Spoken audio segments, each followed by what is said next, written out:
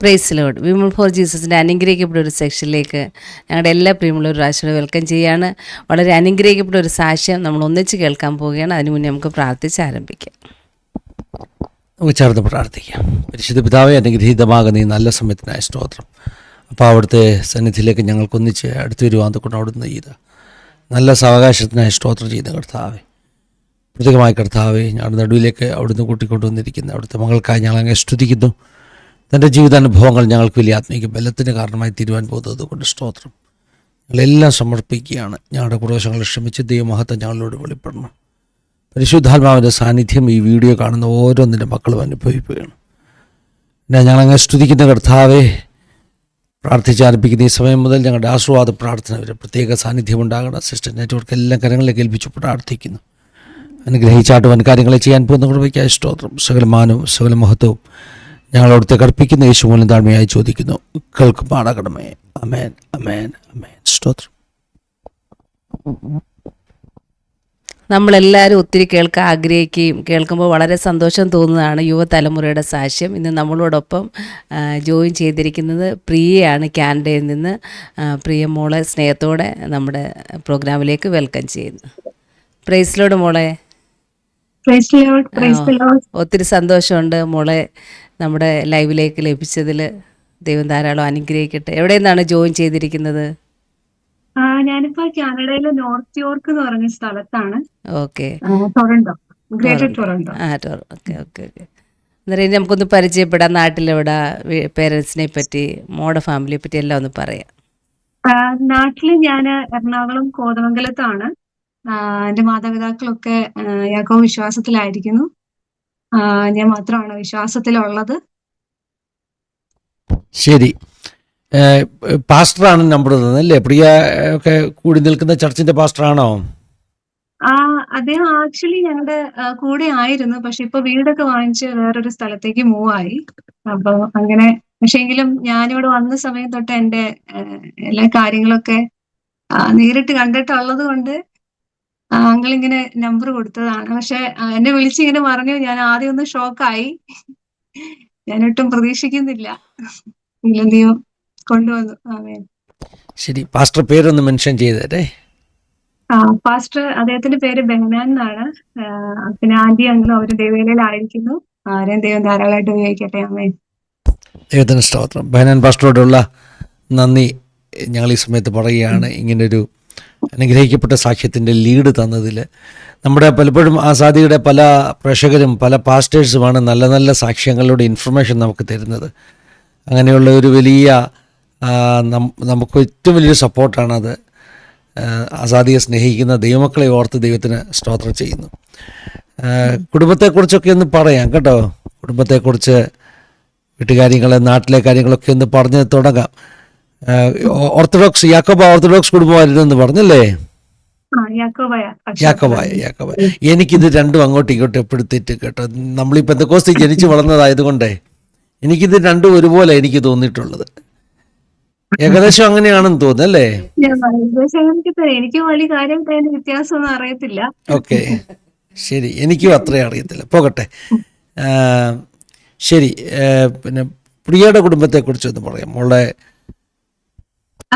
എന്റെ പപ്പയും മമ്മിയും അവര് ഞങ്ങളൊരു മിഡിൽ ക്ലാസ് ഫാമിലിയാണ്. കൃഷി കാര്യങ്ങളൊക്കെ ആയിട്ട് ഇങ്ങനെ പോകുന്നു. എനിക്കൊരു അനിയനാണുള്ളത്. അവൻ ഇപ്പം സിവിൽ എഞ്ചിനീയറിംഗിന് പഠിക്കുന്നു. മമ്മി ഹൗസ് വൈഫാണ്. അവര് യാക്കോബ വിശ്വാസത്തിൽ ഇപ്പോഴും പോയിക്കൊണ്ടിരിക്കുന്നു. ഞാൻ എന്റെ സാക്ഷ്യം ദൈവം എന്നെ വിളിച്ചിറക്കിയത് ഞാൻ പറയാം. ശരി ശരി, അങ്ങനെയാണെങ്കിൽ നമുക്ക് സാക്ഷ്യം കേട്ട് തുടങ്ങാം. കണ്ടിന്യൂ ചെയ്യാം. അത്യാവശ്യം ഉണ്ടെങ്കിൽ ഇനി ഇടയ്ക്ക് ഇന്ററപ്റ്റ് ചെയ്യത്തുള്ളൂ. വിവാഹം കഴിച്ചത് എവിടെ നിന്നാണ്? ക്ലിയർ ആവില്ല. ഓക്കെ, വിവാഹം കഴിച്ചത് എവിടെ നിന്നാണ്? ഞാൻ വിവാഹം കഴിച്ചത് മാങ്കുളം സ്വദേശിയാണ് അദ്ദേഹം ദൈവവേലയിലായിരിക്കുന്നു. അവിടെ ഒരു ബ്രദറുണ്ട്. പിന്നെ മമ്മി പപ്പ അവര് ദൈവകൃപയാല് അവര് ഹിന്ദു വിശ്വാസത്തിൽ നിന്ന് രക്ഷിക്കപ്പെട്ടു വന്നവരാണ്. ശരി, ദൈവത്തിന്റെ സ്തോത്രം. എന്നാ സാക്ഷ്യം പറയട്ടെ? അതെ അതെ അതെ. ദൈവനാമത്തിന് മാത്രം ഉണ്ടായിരിക്കട്ടെ. ഞാന് മുമ്പ് പറഞ്ഞതുപോലെ എന്റെ പേര് പ്രിയ.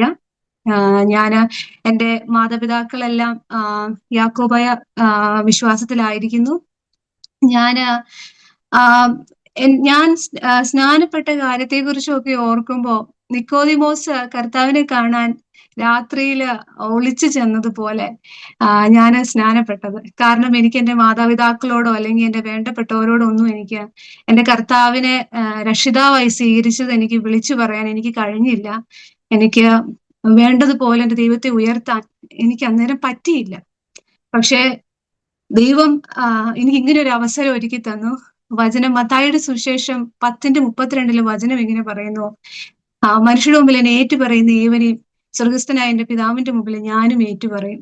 അപ്പോ കർത്താവ് എനിക്ക് ഈ തന്ന ചെറിയ എന്റെ ജീവിതത്തില് ഞാൻ കർത്താവ് രക്ഷിക്കപ്പെട്ടു അറിഞ്ഞു. ഈ നിമിഷം വരെ എന്റെ ദൈവം എന്നെ നടത്തിയ എന്റെ കുഞ്ഞു സാക്ഷ്യം ഞാൻ നിങ്ങളോട് എല്ലാവരോടും ഞാൻ പറഞ്ഞ് താഴ്മയോടെ ഇരിക്കാൻ ഞാൻ ആഗ്രഹിക്കുന്നു. അതിന് എന്റെ സ്വർഗസ്ഥനായ ദൈവം എന്നെ സഹായിക്കട്ടെ എന്ന് ഞാൻ പ്രാർത്ഥിക്കുന്നു. ഞാൻ പറഞ്ഞതുപോലെ ഞാൻ ദൈവവിശ്വാസികളെ കുറിച്ച് ഞാൻ അറിയുന്നത് ഞാൻ നഴ്സിംഗ് പഠിക്കാനായിട്ട് കോയമ്പത്തൂരിലേക്ക് കടന്നു പോകുന്ന സമയത്താണ്. അവിടെ എനിക്ക് 3 വിശ്വാസികളായ സുഹൃത്തുക്കൾ ഉണ്ടായിരുന്നു. അപ്പൊ അവരെന്നെ എപ്പോഴും ഇൻവൈറ്റ് ചെയ്യും. അവരുടെ മീറ്റിംഗിലേക്ക് അവരെന്നെ വിളിക്കും. പക്ഷെ എനിക്ക് താല്പര്യമൊന്നും ഇല്ലെങ്കിലും ഞാൻ കുറച്ച് ദിവസങ്ങൾ ഞാൻ ആ മീറ്റിംഗിലേക്ക് ഞാൻ കടന്നുപോയി. അവിടെ ചെന്ന സമയത്ത് ഞാനിപ്പോ തിരിഞ്ഞു നോക്കുമ്പോ എനിക്കത് മനസ്സിലാക്കാൻ പറ്റുന്ന ഒരു കാര്യം, എന്റെ ഹൃദയത്തില് എന്റെ ദൈവം എനിക്ക് ഇട്ട ഒരു വിത്താണ് ആ ഒരു സാഹചര്യം. കാരണം ഞാൻ അവിടെ ചെന്നപ്പോ അവിടുത്തെ ദൈവദാസന് 2 കുഞ്ഞുങ്ങളുണ്ട്. അവര് ഒത്തിരി ചെറുതാണ്. ഒരു 5 വയസ്സോളം പ്രായം കാണുമായിരിക്കണം. ആ കുഞ്ഞ് പാട്ടുപാടി എല്ലാരും ആരാധിക്കുമ്പോ ഇവനും പപ്പയും മമ്മിയുടെ കൂടെ ഇരുന്ന് കൊട്ടുന്ന ഒരു ഇൻസ്ട്രുമെന്റ് എടുത്ത് അവന് കൊട്ടി പാട്ടുപാടി അവൻ ദൈവത്തെ സ്തുതിക്കുന്നത് കണ്ടു. അത് എനിക്ക് എന്റെ ഹൃദയത്തിൽ ഞാൻ എല്ലാവരും പ്രാർത്ഥിക്കുമ്പോൾ ഞാൻ കണ്ണ് തുറന്ന് എല്ലാവരെയും നോക്കിക്കൊണ്ട് ഞാൻ ഇരിക്കുന്നത്. കാരണം നമ്മൾ പ്രാർത്ഥിച്ചിട്ടുള്ള രീതിയിലൊന്നുമല്ല അവര് പ്രാർത്ഥിക്കുന്നത്. അതിന് വ്യത്യാസമുണ്ട്. എനിക്ക് അതൊന്നും ഇഷ്ടപ്പെട്ടില്ല. എങ്കിലും ആ കുഞ്ഞിങ്ങനെ അവര് പ്രാർത്ഥിക്കുന്നത് അതുപോലെ തന്നെ അവൻ ഇരുന്ന് മടി കൂടാതെ അവൻ ഇങ്ങനെ പ്രാർത്ഥിക്കുന്നത് കണ്ട് എന്റെ ഹൃദയത്തിൽ എനിക്ക് ഒത്തിരി വേദന എനിക്ക് തോന്നി. കാരണം ഞാൻ ദൈവത്തെ അങ്ങനെ സ്തുതിക്കുന്നില്ലല്ലോ. അപ്പം എനിക്ക് ആ ഒരു വേദന എന്റെ ഉള്ളിൽ വന്നെങ്കിലും ഞാൻ വീണ്ടും എനിക്ക് ആ വിശ്വാസത്തിലേക്ക് പോണമെന്നൊന്നും എനിക്ക് ആഗ്രഹമൊന്നുമില്ല. പക്ഷെ ഇപ്പോഴും ഞാൻ അതിനെക്കുറിച്ച് ഓർക്കുമ്പോൾ എന്റെ കണ്ണ് നിറയും. കാരണം ഞാൻ വിശ്വസിക്കുന്നു അത് ദൈവം എന്റെ ഉള്ളിലിട്ട ഒരു വിത്താണെന്ന്. ഞാൻ ആ നഴ്സിംഗ് പഠിത്തമൊക്കെ കഴിഞ്ഞു. ഞാൻ തിരിച്ചു വന്നു. ഞാൻ വന്ന സമയത്ത് എന്റെ ഒരു സുഹൃത്തിന് IELTS പഠിക്കാനായിട്ട് അവൾക്ക് പോണെന്ന് ഭയങ്കര ആഗ്രഹം. അപ്പം എന്നെ അവള് വിളിച്ചു, നീ ഒരു കൂട്ടുകാരിയായിട്ട് നീ എന്റെ കൂടെ വാ, എനിക്ക് ഒരു കൂട്ട് വേണം. കാരണം എനിക്ക് പഠിക്കണം, നീ ഒന്ന് വരുമോ എന്ന് ചോദിച്ച് നിർബന്ധിച്ചപ്പോഴാ ഞാൻ IELTS പഠിക്കാനായിട്ട് അവളുടെ കൂടെ പോയപ്പോ എനിക്ക് പഠിക്കണം എന്നൊരു ആഗ്രഹവും ഇല്ല, എനിക്ക് IELTS കിട്ടുമെന്നൊരു വിശ്വാസവും ഇല്ല, പുറത്തു പോകണമെന്നൊരു ആഗ്രഹവും എനിക്കില്ല. അവളുടെ കൂടെ പോയി. അവിടെ ചെന്നു. അവിടെ ഒരു സഹോദരങ്ങൾ, ഒരു സിസ്റ്ററും ബ്രദറും അവിടെ IELTS ഞങ്ങളുടെ ബാച്ചിൽ തന്നെ പഠിക്കാൻ വന്നിട്ടുണ്ട്. അവര് വിശ്വാസികളായിരുന്നു. പക്ഷെ അവര് വേറെ ആരോടും ഇങ്ങനെ സുവിശേഷം പറഞ്ഞു ഞാനത് കണ്ടിട്ടില്ല. പക്ഷെ അവിടെ ചെന്നപ്പോഴും അവരെന്നോട് സുവിശേഷം പറയാനായിട്ടിടയായി. അവര് സംസാരിച്ചത് മുഴുവൻ എബ്രായ ലേഖനത്തിൽ നിന്നാണ്. അപ്പം അതില് എന്റെ ഹൃദയത്തോട് ഇടപെട്ട ഒരു വചനം എബ്രായ ലേഖനം 4:14 ഒരു വചനമുണ്ട്, കർത്താവ് യേശു ക്രിസ്തു ശ്രേഷ്ഠ മഹാപുരോഹിതനായിട്ട് നമുക്കുണ്ട്. പിന്നെ ആ എബ്രായ ലേഖനം മുഴുവൻ വായിക്കുമ്പോഴും അവിടെ പറയുന്നത് പൗരോഹിത്യത്തെക്കുറിച്ചും അതുപോലെ തന്നെ നമ്മുടെ നേർച്ച കാഴ്ചകളെ കുറിച്ചും മൽക്കീസദേക്കിന്റെ ക്രമപ്രകാരമുള്ള പൗരോഹിത്യം എങ്ങനെയാണ്, ഇതൊക്കെ ആ വചനത്തിൽ അവിടെ വ്യക്തമായിട്ട് പറഞ്ഞിട്ടുണ്ട്. അത് വായിച്ചു. എന്റെ ഹൃദയത്തിലെ ദൈവം എനിക്ക് ആ വചനം തന്നു. ഞാൻ എന്നിൽ തന്നെ പരിശോധിച്ച് നോക്കിയപ്പോ എനിക്ക് മനസ്സിലായി എവിടെയൊക്കെയോ തെറ്റുണ്ടെന്ന്. പക്ഷെ എനിക്കതൊന്ന് ആഴമായിട്ടൊന്നും എനിക്ക് മനസ്സിലായില്ല. പക്ഷെ എന്റെ ചെറിയ ബുദ്ധിയിൽ എനിക്ക് മനസ്സിലായി എന്തോ എവിടെയോ ഒരു കുഴപ്പമുണ്ട്. അങ്ങനെ പള്ളിപ്പോക്ക് നിർത്തി.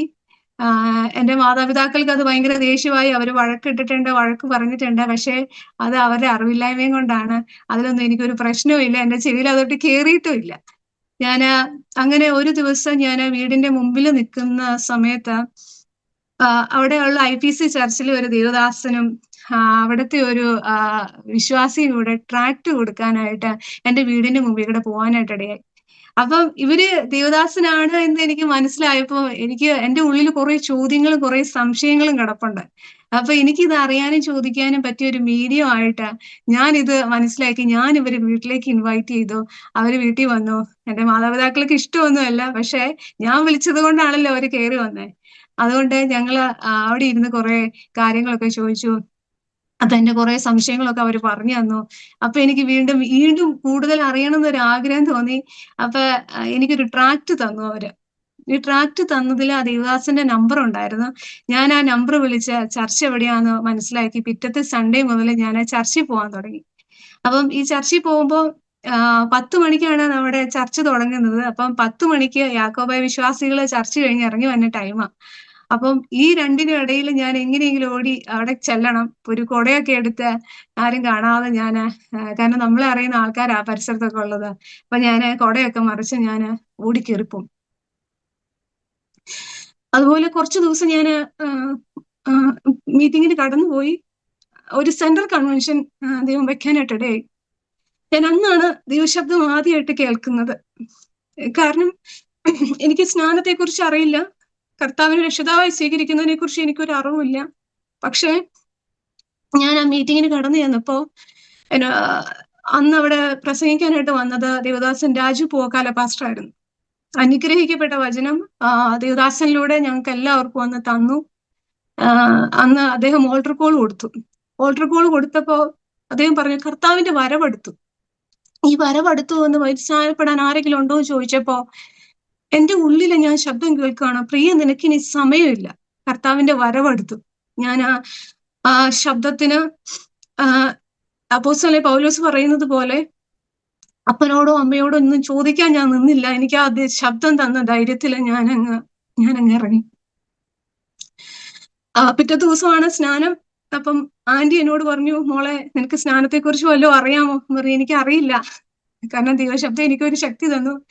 അങ്ങനെ ഞാൻ അങ്ങ് ഇറങ്ങി. പോകുന്നത് വഴിക്ക് അവരെനിക്ക് കുറെ കാര്യങ്ങളൊക്കെ പറഞ്ഞു തന്നു. മനസ്സിലായോന്ന് ചോദിച്ചാൽ വലിയ കാര്യമായിട്ടൊന്നും മനസ്സിലായില്ല. പക്ഷെ എന്നോടൊരു വെള്ള വസ്ത്രമൊക്കെ എടുത്തോണ്ട് വന്നെന്ന് പറഞ്ഞു. എന്റെ കയ്യിൽ അന്ന് അങ്ങനത്തെ ഉടുപ്പൊന്നും എനിക്കില്ല.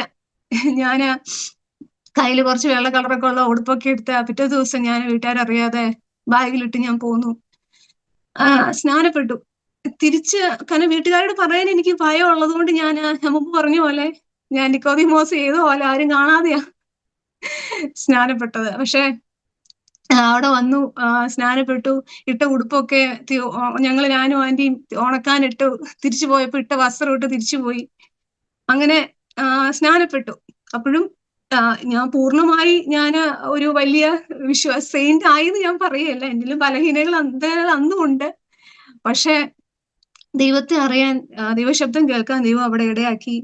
അങ്ങനെ ഞാൻ ആയിരിക്കുന്ന സമയത്ത് PR അല്ല, കാനഡയ്ക്ക് കടന്നു വരാനായിട്ട് ഞാൻ പേപ്പർ വർക്ക് മൂവ് ചെയ്യാൻ തുടങ്ങി. എനിക്ക് പഠിക്കാൻ വരണം എന്നൊരാഗ്രഹം. എന്റെ സുഹൃത്ത് ഈ ദേശത്തേക്ക് കടന്നു വന്നു. അപ്പം എനിക്കും വരണം എന്നൊരാഗ്രഹം. അങ്ങനെ പേപ്പർ വെച്ച് എനിക്ക് PR അല്ല, പേപ്പർ റെഡിയായി ഞാൻ ഇങ്ങനെ കാനഡയ്ക്ക് കടന്നു വരുവാണ്.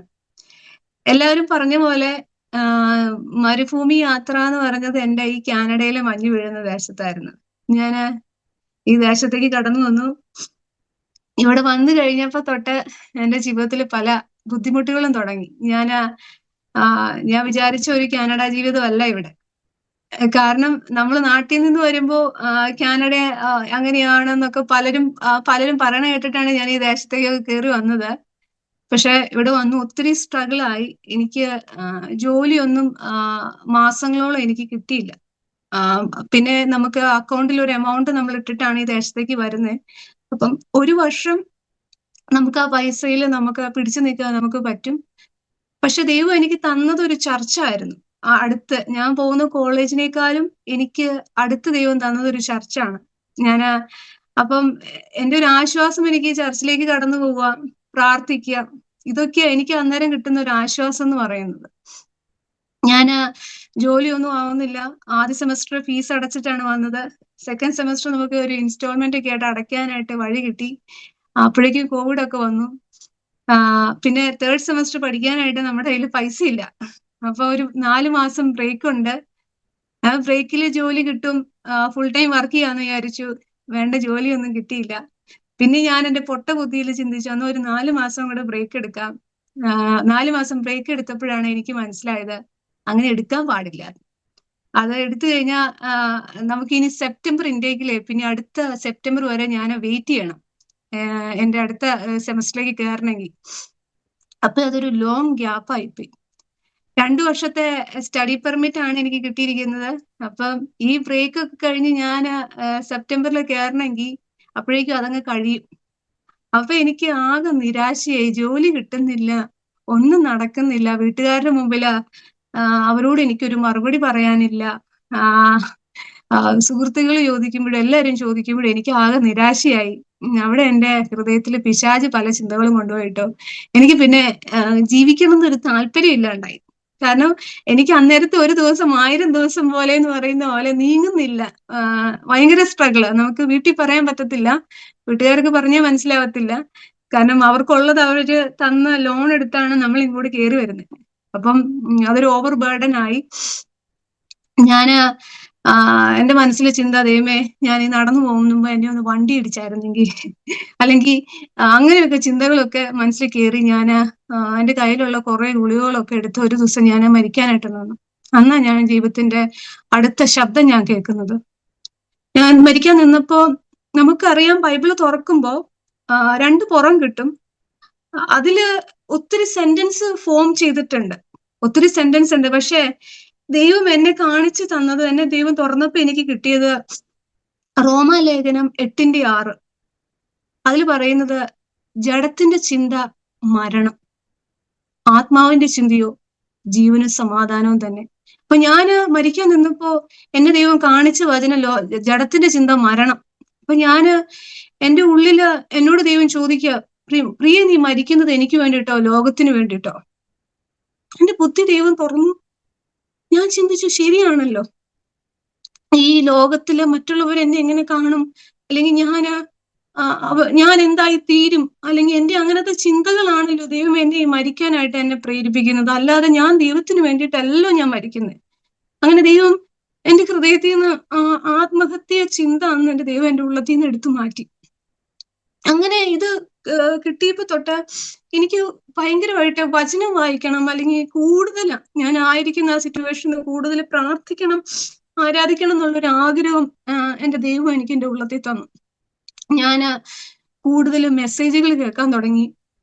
ഞാൻ അതുപോലെ ഞാൻ ചർച്ചിലൊക്കെ ഞാൻ ആദ്യമായിട്ട് ആത്മാവിൽ ആരാധിക്കുന്നത് ഞാൻ ഈ കാനഡ വന്നതിന് ശേഷമാണ്. കാരണം ഞാൻ സ്നാനപ്പെട്ടു, ഞാൻ അധികം വൈകാതെ ദൈവം ഈ ദേശത്തേക്ക് കൊണ്ടുവന്നു. അപ്പം അഭിഷേകം പ്രാപിക്കുന്നത് ഇവിടെ വെച്ചിട്ടാണ്. അപ്പൊ ഞാൻ ചർച്ചിൽ സൺഡേസിൽ പോകുമ്പോൾ ആത്മാവിൽ ആരാധിക്കുന്നുണ്ട്. പക്ഷെ വീട്ടിലൊന്നും വന്ന് എനിക്കിങ്ങനെ ആത്മസാന്നിധ്യത്തിൽ എനിക്ക് ആരാധിക്കാൻ പറ്റിയിട്ടില്ല. അപ്പൊ ഞാൻ ഒരു ദിവസം യൂട്യൂബില് KG മാത്യു എന്ന് പറഞ്ഞൊരു ദേവദാസനുണ്ട്, അദ്ദേഹത്തിന്റെ മെസ്സേജ് ഞാൻ കേട്ടപ്പോ, അദ്ദേഹം ഒത്തിരി നാള് കാത്തിരുന്ന് ആത്മാഭിഷേകം പ്രാപിച്ച് അദ്ദേഹത്തിന്റെ സാക്ഷ്യമൊക്കെ പറഞ്ഞിട്ടാണ് അദ്ദേഹം ആ മെസ്സേജ് പറയുന്നത്. അപ്പൊ അത് കേട്ട് എനിക്കങ്ങ് ഭയങ്കര ഒരു ദൈവസാന്നിധ്യം എനിക്ക് ഫീൽ ചെയ്ത് ഞാൻ അന്ന് വീട്ടിലിരുന്ന് ആത്മാവിൽ ആരാധിച്ച് എന്നെ അങ്ങ് ദൈവം ആത്മസാന്നിധ്യത്തിൽ നിറച്ചു.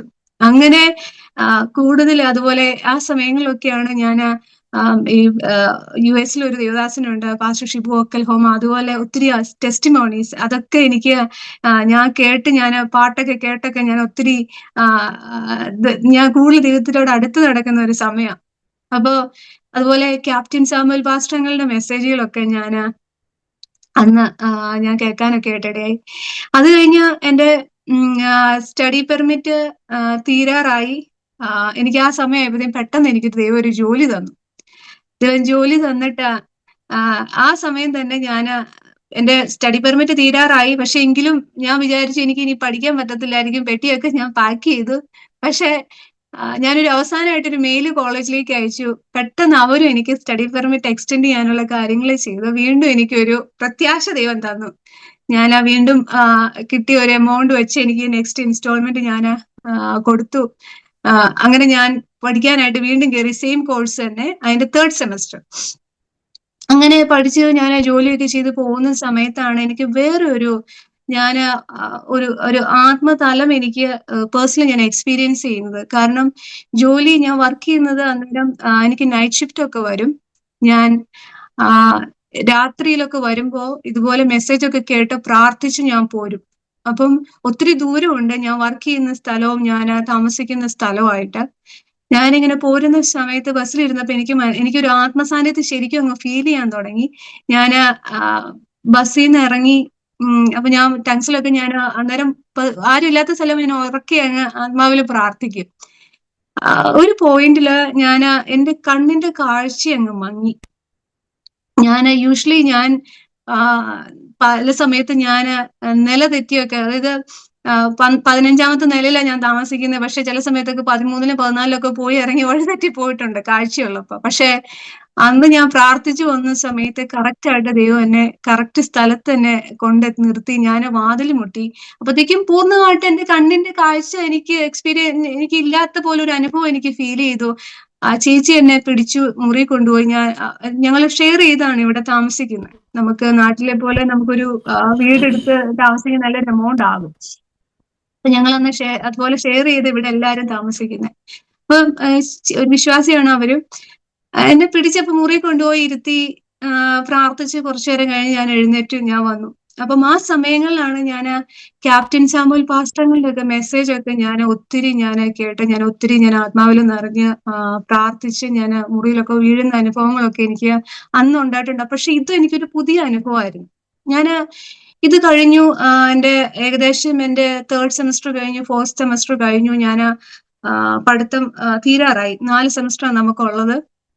ആ പഠിത്തം തീരാറായപ്പോഴത്തേക്കും ഇപ്പൊ ഉണ്ടായിരുന്ന ജോലി പോയി. അപ്പൊ ഈ ജോലി പോയി കഴിഞ്ഞപ്പോ ഇനി എനിക്ക് എന്റെ കോഴ്സ് കംപ്ലീഷൻ എനിക്ക് വാങ്ങിക്കണം എന്നുണ്ടെങ്കിൽ എനിക്ക് ഒരു $1000 കൂടെ വേണം. അപ്പം ആകെ ദാരിദ്ര്യമായി, വീണ്ടും പഴയതുപോലെ അങ്ങനെ ഒരു സാഹചര്യത്തിലേക്ക് കടന്നുപോയി. പക്ഷെ ഞാന് എനിക്ക് എന്താ ചെയ്യേണ്ടതെന്ന് അറിയത്തില്ല. ഫോൺ ബിൽ അടയ്ക്കാതെ ഫോൺ കട്ടായി.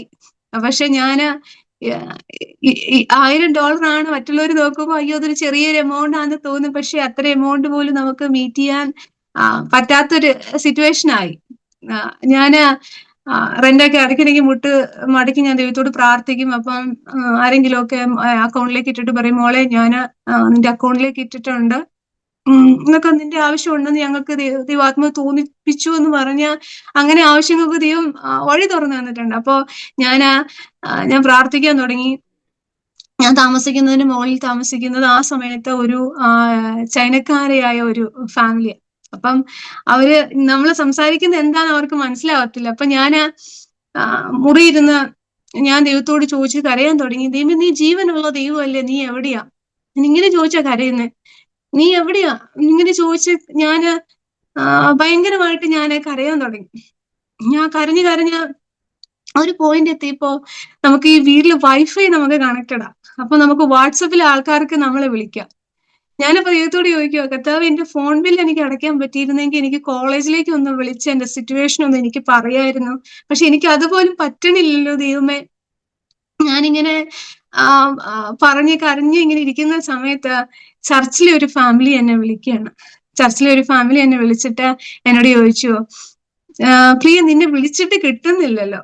ഞാനപ്പോ ദൈവത്തോട് ചോദിച്ച ചോദ്യം ദൈവം അവരിലൂടെ എന്നോട് ചോദിക്കുക, നിന്നെ വിളിച്ചിട്ട് കിട്ടുന്നില്ലല്ലോ. ഞാൻ പറഞ്ഞു, അതെന്റെ ഫോൺ ബില്ല് അടയ്ക്കാത്തത് കൊണ്ട് കട്ടായിരിക്കുന്നതാ. അപ്പം പിന്നീട് അപ്പൊ അവര് ചോദിച്ചു, നിന്റെ ശബ്ദം മാറിയിരിക്കുന്നുണ്ടല്ലോ, എന്താ നിനക്ക് പറ്റി, എന്തോ പ്രശ്നമുണ്ടല്ലോ. അപ്പൊ ഞാനിങ്ങനെ എന്റെ സിറ്റുവേഷൻ പറഞ്ഞ സമയത്ത് എനിക്ക് ഈ ഫാമിലി അന്നേരം ഇതുപോലൊരു സ്ട്രഗിളിൽ കൂടെ ഇവര് പോവുകയാണ്. അതായത് ഇവര് രണ്ടുപേർക്കും വർക്ക് ചെയ്യാൻ ഒരാൾ മാത്രമേ വർക്ക് ചെയ്യുന്നുള്ളൂ. കാരണം ആന്റി മാത്രം അന്ന് ജോലിയുള്ളൂ. ആന്റിക്കും ഫുൾ ടൈം ഇല്ല, പാർട്ട് ടൈം ഒക്കെ ആയിട്ടാണ് ആന്റി വർക്ക് ചെയ്യുന്നത്. അങ്കിളിന് ജോലിയില്ല, ഒരു കുഞ്ഞുണ്ട്. പക്ഷെ ദൈവ സ്നേഹത്തിൽ അവരെന്നോട് പറഞ്ഞു, നിനക്ക് ഞങ്ങൾ തരാം. പക്ഷെ ഞാൻ ദൈവത്തോട് പറഞ്ഞു, കർത്താവേ ഇത് ദൈവഹിതം അല്ലെങ്കിൽ വാങ്ങിക്കാനായിട്ട് ഇടവരുത്തരുത്. കാരണം ഇവരുടെ സ്ട്രഗിൾ നമുക്കറിയാം. അപ്പൊ ദൈവത്തോട് കർത്താവേ ദൈവഹിതം അല്ലെങ്കിൽ വേണ്ട, അപ്പൊ അവര് പറഞ്ഞു, നീ സൺഡേ ചർച്ചിലേക്ക് വായോ, ഞങ്ങൾ അത് അവിടെ കൊണ്ടുവരാം. അപ്പൊ ഈ എന്റെ വിഷയം, എന്റെ ഈ സ്ട്രഗിൾ അപ്പൊ അവര് ഞങ്ങളുടെ ചർച്ചിൽ നിന്നുണ്ടായിരുന്ന ദേവദാസനോട് പറഞ്ഞു.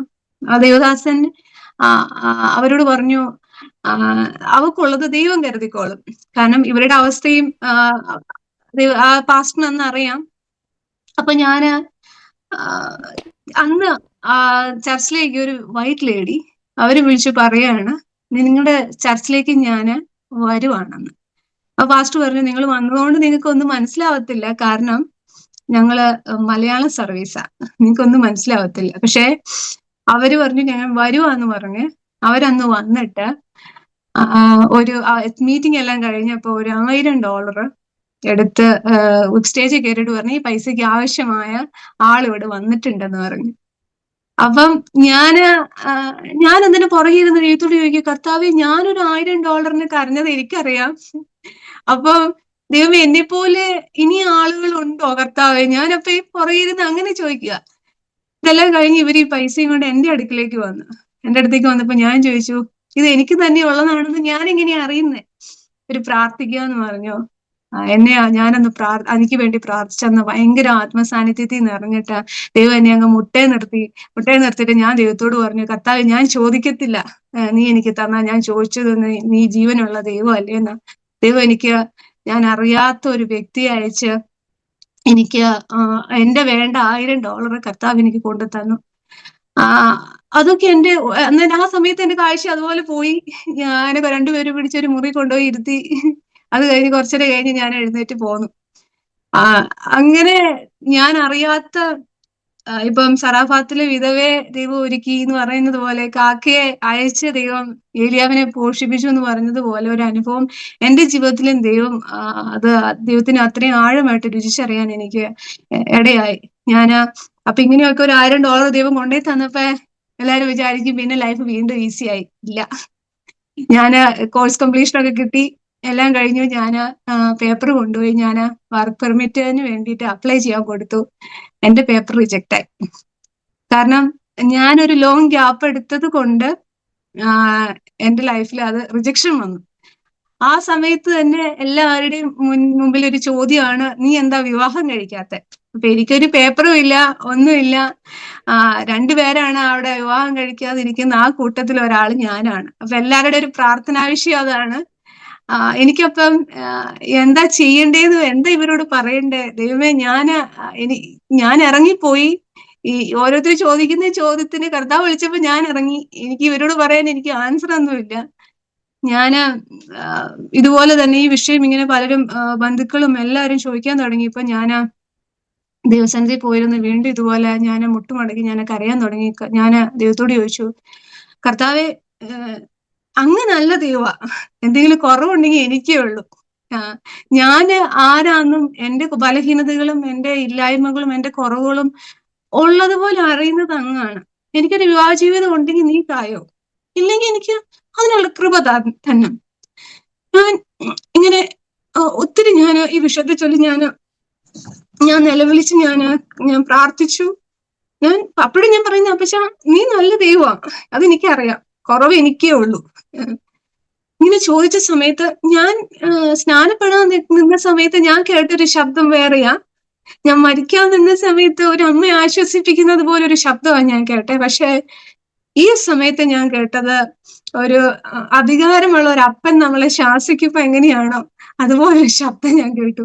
നീ എന്റെ കഴിവിനെയാണോ ചോദ്യം ചെയ്യുന്നത്? ഞാൻ പെട്ടെന്ന്, നമ്മൾ കരഞ്ഞുകൊണ്ടിരിക്കുന്ന കണ്ണുനീർ ഏത് വഴിക്ക് കയറിപ്പോയിന്ന് എനിക്കറിയത്തില്ല. ഞാൻ പെട്ടെന്ന് എഴുന്നേറ്റ്, ഞാനൊന്നും മിണ്ടാതെ കട്ടിലിൽ കയറി ഇരുന്നിട്ട് ഞാൻ ദൈവത്തോട് പറഞ്ഞു, കർത്താവ്, ഞാൻ ഇനി ഈ വിഷയത്തെക്കുറിച്ച് ചോദിക്കത്തില്ല. അങ്ങനെ ഞാൻ അവിടെ നിന്ന് എഴുന്നേറ്റ് ഞാൻ പോന്നു. നമ്മുടെ ചർച്ചിലെ ഒരു ചർച്ച് മെമ്പർ വഴിയാണ് എനിക്ക് ഈ ആലോചന വരുന്നത്. അങ്ങനെ അന്ന് കുറെ ഇതൊക്കെ എന്റെ ജീവിതത്തില് പ്രശ്നങ്ങൾ, ഇഷ്യൂസ് ഒക്കെ വന്ന സമയത്തൊക്കെ ഞാൻ ചെയ്യുന്ന ഒരു കാര്യം, എല്ലാം ഞാൻ എഴുതി ബൈബിളിൽ കയറ്റി വെക്കും. ദൈവമേ, എനിക്ക് ഇന്ന വിഷയങ്ങളുണ്ട് കർത്താവെ എന്നൊക്കെ പറഞ്ഞ്. അപ്പൊ പണ്ട് എപ്പോഴും ഞാൻ എഴുതി വെച്ച ഒരു പേപ്പറുണ്ട്, കർത്താവെ, നിന്നെ സ്നേഹിക്കുന്ന ദൈവമേ, നിന്നെ സ്നേഹിക്കുമ്പോ കർത്താവ് എന്റെ അപ്പനെയും അമ്മേനെയും സ്നേഹിക്കാൻ പറ്റും, എന്റെ അനിയനെ സ്നേഹിക്കാൻ പറ്റും.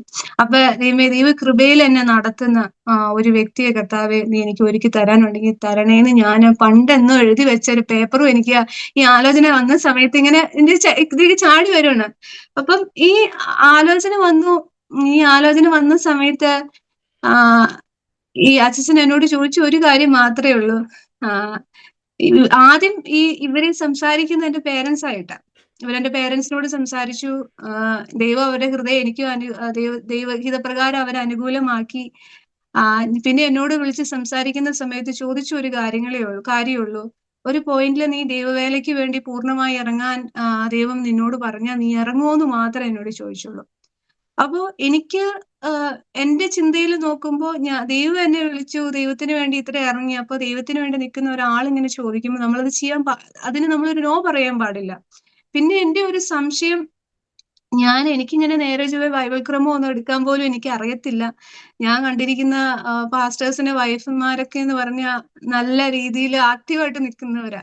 അപ്പം ഞാൻ അന്നേരം അങ്ങോട്ട് പറഞ്ഞു, എനിക്ക് ഇന്നിന്റെ കുറവുകളുണ്ട്. എന്റെ എല്ലാ ബലഹീനതകളും പറഞ്ഞ കൂട്ടത്തിൽ ഞാൻ ഈ കാര്യം പറഞ്ഞു. ബൈബിളൊക്കെ പഠിച്ച് നല്ലപോലെ അറിയുന്നൊക്കെ ഒരാളാണെങ്കിൽ അത് ഈ പറയുന്ന ദൈവവേലയിൽ ഒത്തിരി പ്രയോജനപ്പെടും.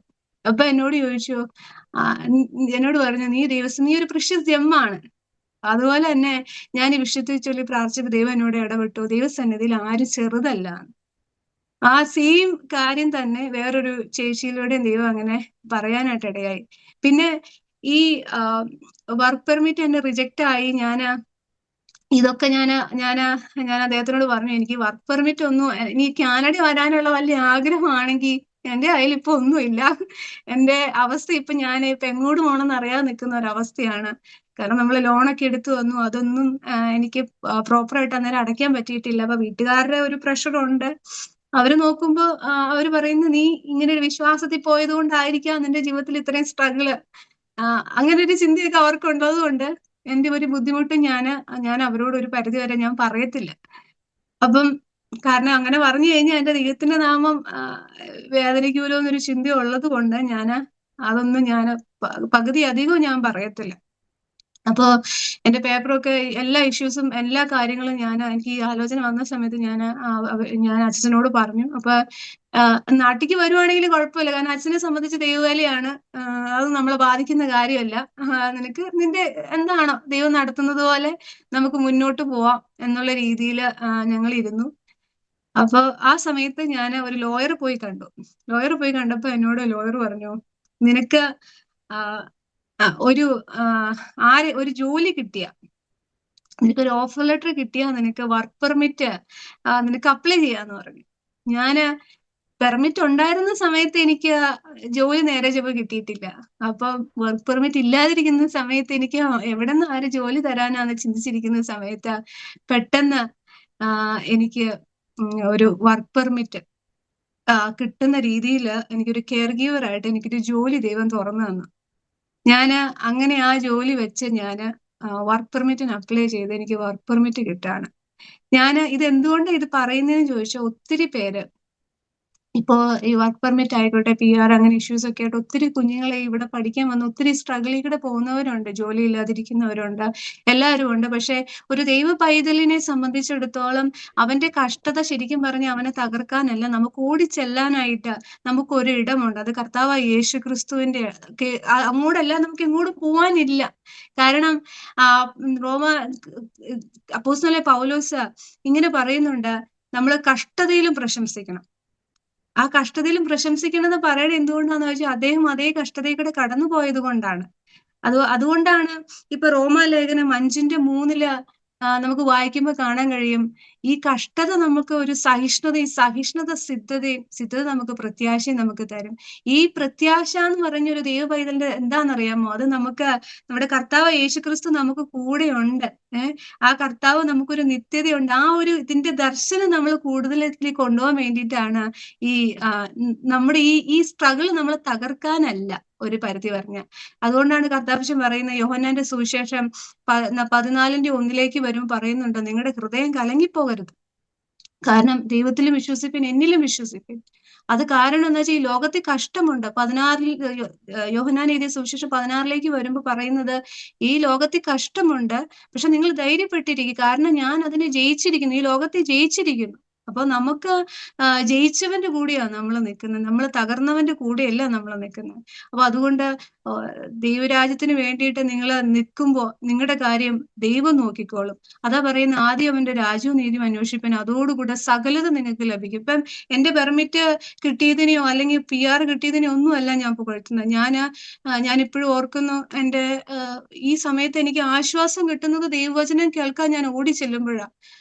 ചില സമയങ്ങളിലൊക്കെ എനിക്ക് ഒരു സൈഡിലേക്ക് പോകാനുള്ള ബസ് ഫെയറേ കാണുള്ളൂ, പക്ഷെ ഞാൻ വൺ സൈഡ് നടക്കും. നടന്നിട്ട് തിരിച്ചു പോകുമ്പോ ഞാൻ ഒരു $3 എനിക്ക് ഉള്ളതെങ്കിൽ ഞാൻ അതിട്ടങ്ങ് പോവും. പക്ഷെ അവിടെ ചെല്ലുമ്പോ കിട്ടുന്ന ഒരു ആശ്വാസവും സമാധാനം എന്ന് പറയുന്നത് നമുക്ക് വീട്ടിൽ ഇരുന്നാൽ കിട്ടത്തില്ല, നമ്മളെ കൂട്ടുകാരോട് സംസാരിച്ചാൽ നമുക്ക് കിട്ടത്തില്ല. അപ്പൊ അതൊരു, അങ്ങനെ ദൈവത്തോട് നമ്മൾ അടുത്ത് നിൽക്കണം. അതുകൊണ്ട് ആ കഷ്ടത നമ്മൾ വരുമ്പോ, അതുകൊണ്ടാണ് അപ്പോസ്തലൻ പറയുന്നത്, നിങ്ങൾ കഷ്ടതയിലും പ്രശംസിക്കണം. അതുകൊണ്ടാണ് അദ്ദേഹത്തിനൊക്കെ അത് അങ്ങനെ ഒരു രീതിയിൽ ജീവിക്കാൻ പറ്റിയത്. അപ്പം നമ്മുടെ സാഹചര്യം ഏതും ആയിക്കോട്ടെ, നമുക്ക് ആശ്രയിക്കാൻ നമുക്കൊരു ദൈവമുണ്ട്. ആ ദൈവം നമ്മളെ തള്ളിക്കളയുന്ന ദൈവമല്ല, നമ്മളെ പാതി വഴിക്ക് ഉപേക്ഷിക്കുന്ന ദൈവമല്ല. അങ്ങനെ പറഞ്ഞതുപോലെ എന്റെ വർക്ക് പെർമിറ്റ് എനിക്ക് ആ ജോലിയിൽ കിട്ടി. ഞാന് ആ ജോലി കിട്ടി. ഞാൻ 1 വർഷം കഴിഞ്ഞ് നാട്ടിലേക്ക് പോയി. ഞങ്ങളുടെ വിവാഹം 2024 അപ്പം ഈ വിവാഹത്തിന് മുമ്പ് കുറച്ച് ലോങ് ഗ്യാപ്പ് ഉണ്ടായിരുന്നു. നാട്ടിലേക്ക് പോയി ഞങ്ങളുടെ വിവാഹം. ഞാനിങ്ങനെ ഒരു വിശ്വാസത്തിൽ വന്നത് കൊണ്ട് എന്റെ വിവാഹം എങ്ങനെ ആയിരിക്കും എന്ന് ചിന്തിച്ച ഒത്തിരി പേരുണ്ട്. പക്ഷെ അവരുടെയൊക്കെ മുമ്പില് കർത്താവ് ഈ കാനാവിലെ കല്യാണം പോലെ ശ്രേഷ്ഠമായിട്ട് ദൈവം ചെയ്തു. അതിന് ദൈവം വഴിയൊരുക്കി. ഞാൻ ആ വിവാഹത്തിന് ഓഡിറ്റോറിയത്തിൽ കയറി ചെന്നപ്പോ ഞാൻ തന്നെ വിചാരിച്ചു, ഇത് എന്റെ തന്നെ കല്യാണമാണോ എന്ന്. കാരണം നല്ല ഭംഗിയുണ്ടായിരുന്നു. അങ്ങനെ അത്ര ഭംഗിയായിട്ട് ദൈവം അത് ചെയ്തു. സാമജൻ പാസ്റ്റർ ആയിരുന്നു ഞങ്ങളുടെ വിവാഹം നടത്തിയത്. മെസ്സേജ് എടുത്തത് ബത്തേലേജിയിലെ പാസ്റ്റർ അദ്ദേഹം ആയിരുന്നു. അങ്ങനെ ദൈവം ഒത്തിരി ഒത്തിരി ബ്ലെസ്ഡ് ആയിട്ട് ദൈവം ഞങ്ങൾക്ക് ഞങ്ങളുടെ വിവാഹം ദൈവം നടത്തി തന്നു. ഞാൻ അതിനുശേഷം 2 ആഴ്ചത്തെ ലീവിനാണ് നാട്ടിലേക്ക് പോയത്. തിരിച്ച് ഞാൻ 2 ആഴ്ച കഴിഞ്ഞ് കടന്നു വന്നു. അതിനുശേഷം ഞാൻ PR-ന് അപ്ലൈ ചെയ്തു. PR-ന് അപ്ലൈ ചെയ്ത സമയത്ത് ഭയങ്കര പ്രശ്നമാണ്. ഇവിടെ PR കൊടുക്കുന്നില്ല, അങ്ങനത്തെ ബുദ്ധിമുട്ട്, ആ സാഹചര്യങ്ങൾ ഇതൊക്കെ ആയിട്ട് ഇങ്ങനെ ഇരിക്കുമ്പോ ഞങ്ങൾ ഉള്ളത് മാത്രമേ വെച്ചിട്ടുള്ളൂ. പക്ഷെ ദൈവം ഞങ്ങൾക്ക് 2 പേർക്കും PR ദൈവം തന്നു. പക്ഷെ അച്ഛൻ ആ സമയത്ത് 1 വർഷം ഒരു 7 മാസത്തോളം നാട്ടിലായിരുന്നു. ഈ കഴിഞ്ഞ 2 മാസം മുമ്പാണ് ഈ ദേശത്തേക്ക് കടന്നു വന്നത്. അങ്ങനെ ദൈവം PR-ഓട് കൂടി ദൈവം ഈ ദേശത്തേക്ക് കൊണ്ടുവന്നു.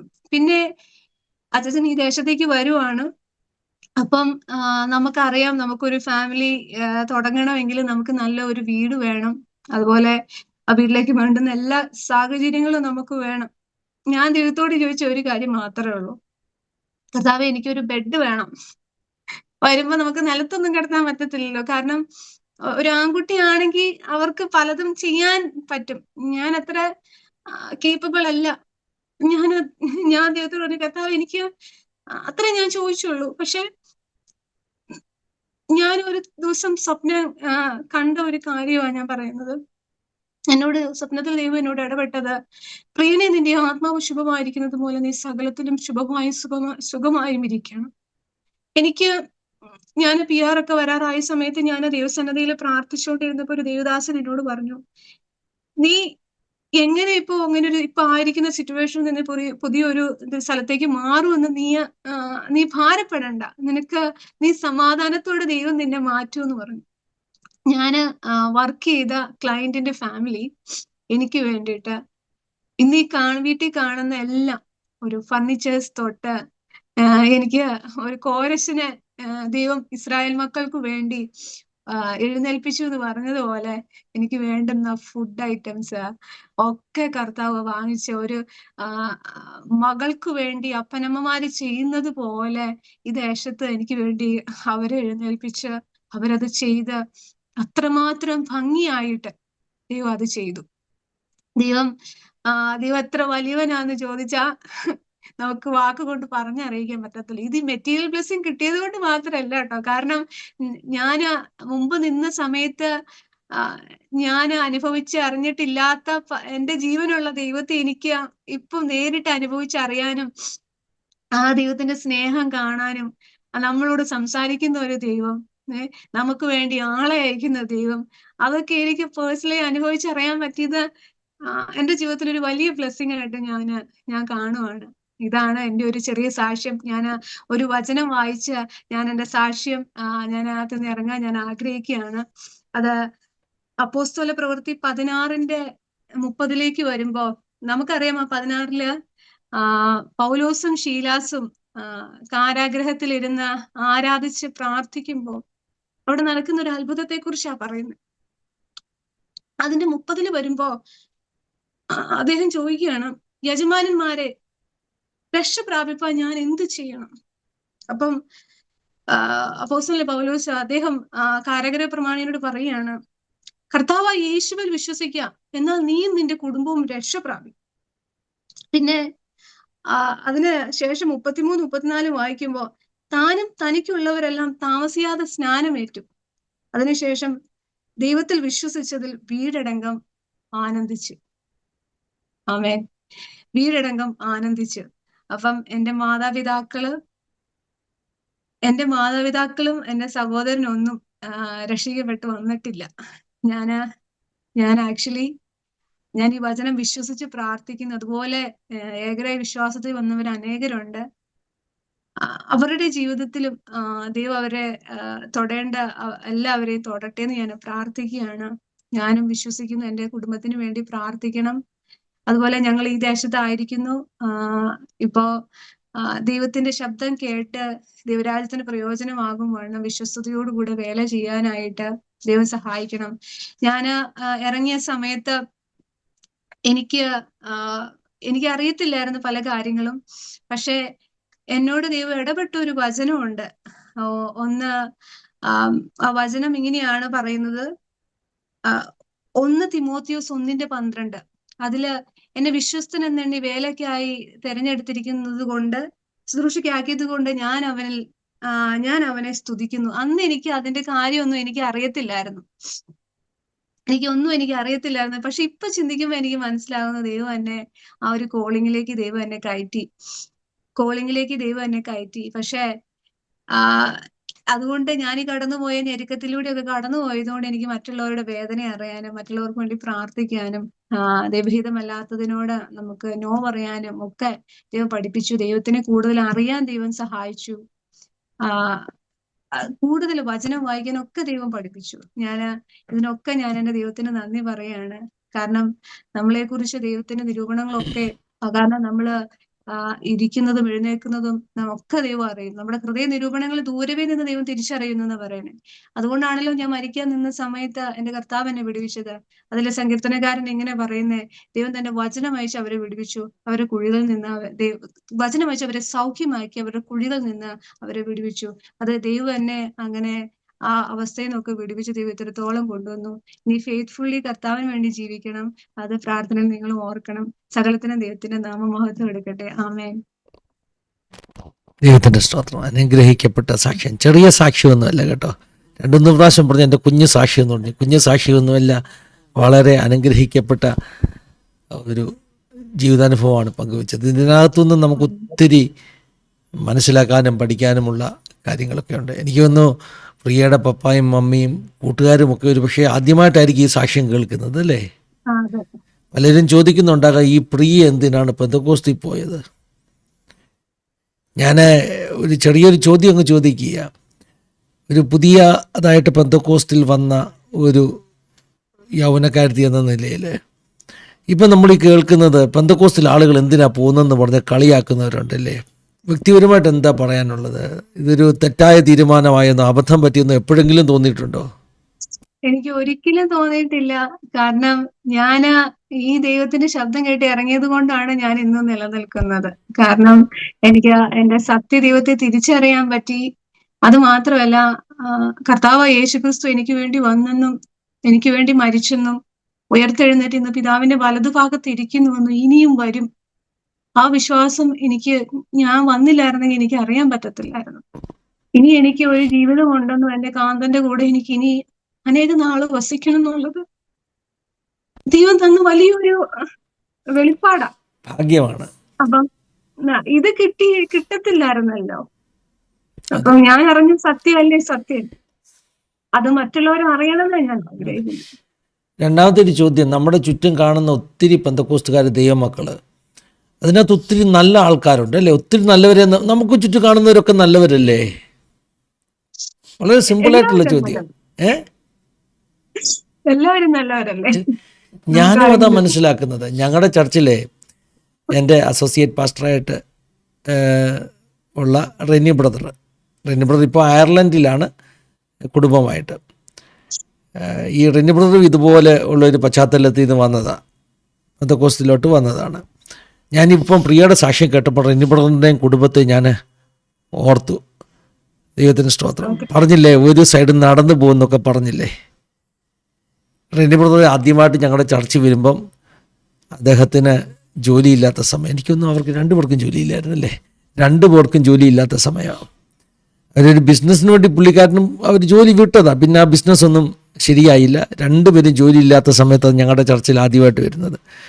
40 days ഫാസ്റ്റിംഗ് നടക്കുക ഞങ്ങളുടെ ചർച്ചിൽ. അതിൻ്റെ എനിക്ക് തോന്നുന്നു 10ാമത്തെ ദിവസം ഞങ്ങളിതുപോലെ ചർച്ച് സ്റ്റാർട്ട് ചെയ്തില്ല. ചർച്ച് സ്റ്റാർട്ട് ചെയ്യാൻ കാരണമായി തീർന്ന് ഞങ്ങളൊരു 40 ദിവസം ഉപവസിച്ച് പ്രാർത്ഥിച്ചു. ആ സമയത്ത് ദൈവത്തിൻ്റെ ആത്മാവ് പറയുന്നത് ഒരു ചർച്ച് തുടങ്ങണം എന്നുള്ളത്. അപ്പോൾ അതിൻ്റെ ഒരു 10ാം ദിവസം 11ാം ദിവസം ദൈവം വളരെ അത്ഭുതകരമായിട്ട് ഈ റെനിബറിനെ എൻ്റെ വീട്ടിൽ കൊണ്ടുവരികയാണ്. അപ്പോൾ റെനിബർ എൻ്റെ വീട്ടിൽ വരുമ്പം എനിക്ക് ദൈവം തന്ന ചില വിഷൻസ് റെനി ബ്രദറിനോട് പറഞ്ഞു. പ്രത്യേകിച്ച് എനിക്ക് യൗവനക്കാരെക്കുറിച്ച് വലിയൊരു കൺസേണാണ്, യൂത്തിനെ കുറിച്ച്. ദൈവം എനിക്ക് തന്ന ഒരു വിഷനാണത്. അപ്പം ഞാൻ എൻ്റെ ഒരു വിശ്വാസം പറഞ്ഞു. ഞാൻ പറഞ്ഞത് ദൈവം ഒരു പുതിയ ജനറേഷനെ എഴുന്നേൽപ്പിക്കും. പെന്തക്കോസ്തിനെ എഴുതി തള്ളാനുള്ള കാലമായിട്ടില്ല.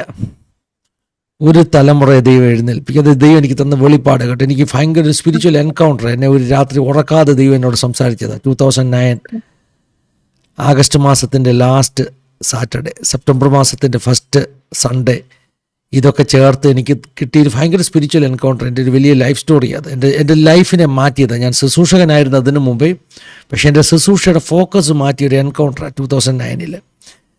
2009 ഡിസംബർ 30 മുതൽ ഞാൻ 40 ദിവസം ഫാസ്റ്റിംഗ് ഇരുന്നു. ആ ഫാസ്റ്റിങ്ങിൻ്റെ 10ാം ദിവസമോ 11ാം ദിവസമോ ഏതാണ്ടാണ് റെനിബർ എൻ്റെ വീട്ടിൽ വളരെ അത്ഭുതകരമായിട്ട്. എന്ന് പറഞ്ഞാൽ അന്ന് ഞങ്ങൾ ശുശ്രൂഷിക്കാൻ ഒരു പാസ്റ്ററെ ഇൻവൈറ്റ് ചെയ്തിട്ടുണ്ട്. അദ്ദേഹം ഗുജറാത്തിൽ നിന്നാണ് വന്നത്. അദ്ദേഹം രാവിലത്തെ മീറ്റിംഗ് കഴിഞ്ഞിട്ട് ഉച്ച കഴിഞ്ഞ് ഫ്രീ ആണ്, വൈകിട്ട് മീറ്റിംഗ് ഉള്ളൂ. അപ്പം ഇടയ്ക്ക് കുറച്ച് ഗ്യാപ്പ് ഉള്ളത് കൊണ്ട് പുള്ളി അസംബ്ലീസ് ഓഫ് ഗോഡിൻ്റെ ഒരു പാസ്റ്റർ. അപ്പോൾ അസംബ്ലീസ് ഓഫ് ഗോഡിൻ്റെ ഹെഡ് ക്വാർട്ടേഴ്സിൽ പോകാൻ വേണ്ടി എൻ്റെ വീട്ടിൽ നിന്ന് ഇറങ്ങി.